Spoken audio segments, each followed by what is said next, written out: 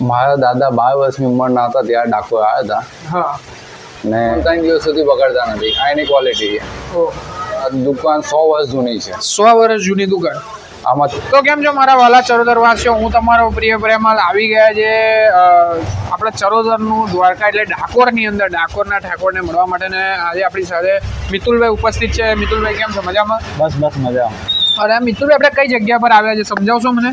હા, આપણે ડાકોરના રણછોડજી મંદિરની સામે ટાવરની સામે બિલકુલ વડા બજાર જતા જે ગેટ દેખાય છે તમને એ પહેલા આપણે આ એક જીવરાજના ખમણ હાઉસ આગળ આપણે ઉભા છે. જીવરાજના ખમણ હાઉસ. અને બીજું શું નામ છે તમને પહેલા કયા નામથી વધારે ઓળખાય? બોબડિયાના ખમણ. એ બોબડિયાના ખમણ એમનું નામ તરીકે જાણીતું છે કારણ કે એમના ફાધર જે હતા એ અપંગ ને બહેરા મૂગા હતા અને એ જ આ દુકાન ચલાવતા હતા અને જે ખોડવરથી એમનો બિઝનેસ ચાલુ હતો.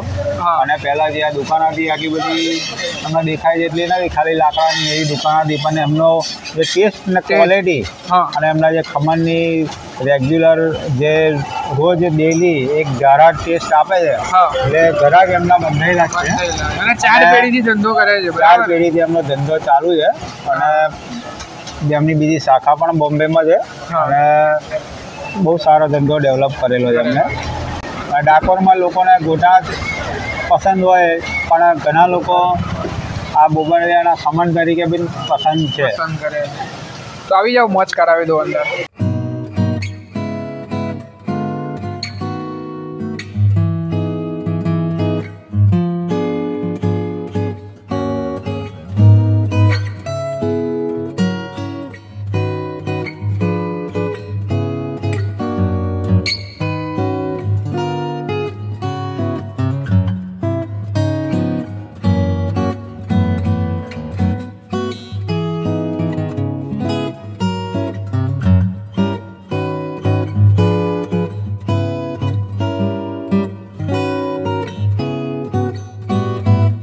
દામોદર પ્રજાપતિ.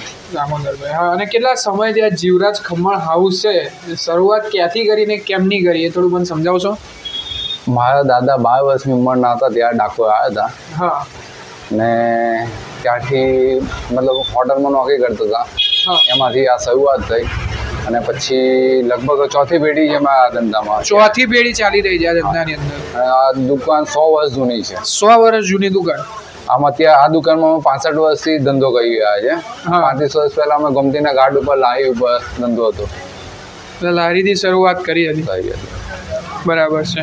અને પેલું જે લખ્યું છે બહેરા મૂંગાનું એ મને થોડું સમજાવશો? યસ, મારા પપ્પા લમ એન્ડ ડીપ હતા જે એક્સપાયર થઈ ગયા અને એમના નામથી જ પ્રખ્યાત છે બહેરા મૂંગાના ખમણ.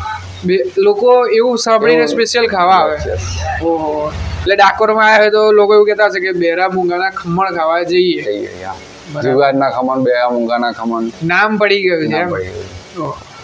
આપણે ટ્રાય કરશું, મને એક પ્લેટ આપી દેજો ને. ઓકે. અને સ્પેશિયાલિટી શું છે? આમ ખમણ જોવા જઈએ તો બધા આપણને મળતા હોય છે ઘણી બધી જગ્યાએ. આની સ્પેશિયાલિટી એ છે કે આ વાટીદારના ખમણ છે.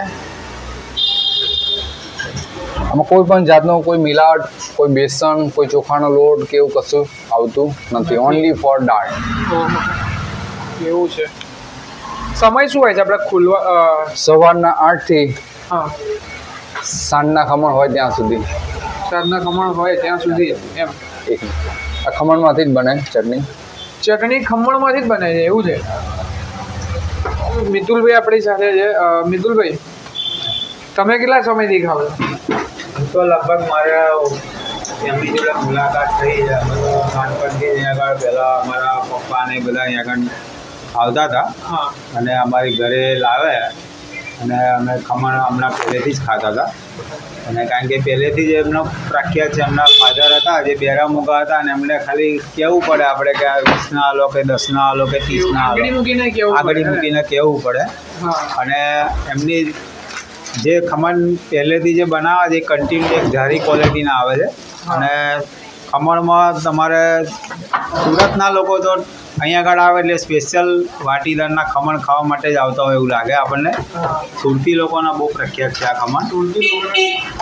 એવું તમે જોશો ને જે કાઢે છે ને બતાવો, આમ એવું લાગે લોચો કહી શકાય. આમ સુરતી લોચો હોય ને સેમ આવો હોય, આ ગરમા ગરમ હોય ને, ગરમા ગરમ હોય એવું લાગે ને.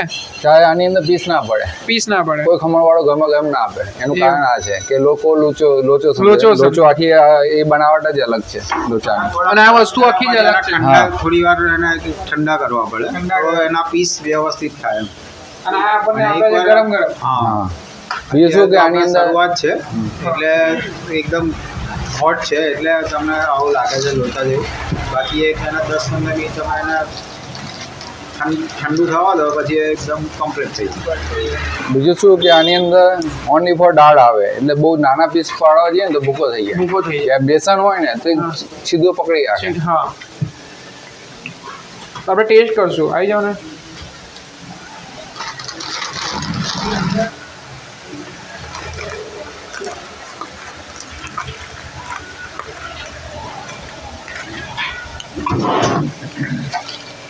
એકદમ પોચા અને આમ કહેવાય ને થોડાક ગરચટો સ્વાદ આપણને આવશે, પણ બહુ મજા આવી જાય.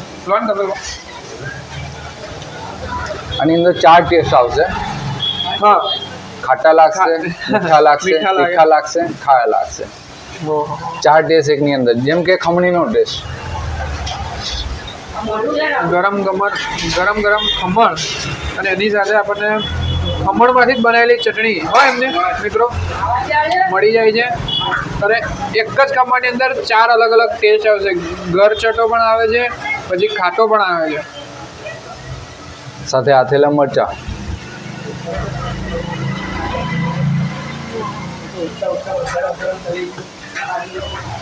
અહીંથી વિદેશોમાં પણ જાય છે. હા, અને લોટ જાય કે ભાઈ ખમણ ખમણ જ ઘણા એના લઈ જાય છે. કે બીજું આની અંદર કંઈ પણ ભેળસેળ કરવામાં આવે ને તો ખમણ સાંજે 5 વાગ્યા પછી ખાવ કે ના ખાવ ફેંકી દેવામાં આવે, ખાટા થઈ જાય. આ ખમણ 3 દિવસ સુધી બગડતા નથી. આ એની ક્વોલિટી છે. અને આ ખમણ તમે 100 ગ્રામ ખાઓ અને લોટના ખમણ તમે 100 ગ્રામ ખાઓ, આપ જમીનનો ફરક પડે. તમે લોટના ખમણ તમે ખાઓ ને ભૂખ્યા જો, આ તમે આટલું ખાવ તો તમારે બપોરે લંચ લેવાની જરૂર ના પડે, એટલું હેવી ખોરાક. આપણે શું પ્રાઇસ શું હોય છે આપણે 100 ગ્રામના શું છે? 100 ગ્રામનો 22 રૂપિયા, 1 કિલોના 220 રૂપિયા કિલો છે. સાથે હું ડાકોર ખાતે, ખેડા જિલ્લા ખાતે ન્યૂ ડાયટ સિસ્ટમનો પ્રચારક છું. મારે ડાકોર ખાતે પંચમહાભૂત બેલેન્સિંગ સેન્ટર નામનું NDS સેન્ટર ચલાવું છું, જેમાં વિના કોઈ દવાએ કોઈ પણ રોગ મટાડીએ છીએ. સાથે હું કેંગન વોટરનો ડિસ્ટ્રીબ્યુટર છું. કોઈ પણ રોગ પાણી પીવડાવીને મટાડું છું. ખાલી પાણી પીવડાવીને. એવા વોટ્સઅપ મારી પાસે આ બંનેના રિઝલ્ટો છે. અને યુટ્યુબ પર મારી ચેનલ છે દામોદર પ્રજાપતિ ડાકોર, તેમાં તમે જોઈ શકો છો.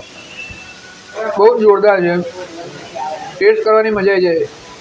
તમે જો અહીંયા આવ્યો તો જરૂરથી એકવાર ટ્રાય કરજો, બહુ જ મજા આવે છે. અને સુરતના હોય તો એ લોકો માટે તો ખાસ જ છે ને. સુરતના લોકો તો અહીંયા આગળ આવતા જ હોય છે. અને અમે લગભગ બીજી આપણી શાખા બોમ્બેમાં હતી ને, મુંબઈમાં છે, બોમ્બેમાં છે. અને ત્યાં બી એમને જમાયેલું છે માર્કેટ બોમ્બેની અંદર. આ ટેસ્ટને આ જ બધું ક્વોલિટી. ચરોતરની અંદર મને નહીં લાગતું કે આવો ટેસ્ટ આવતો હશે ખમણની અંદર. અને આવતો હોય તો મેં ચાખ્યા નહીં અત્યાર સુધી.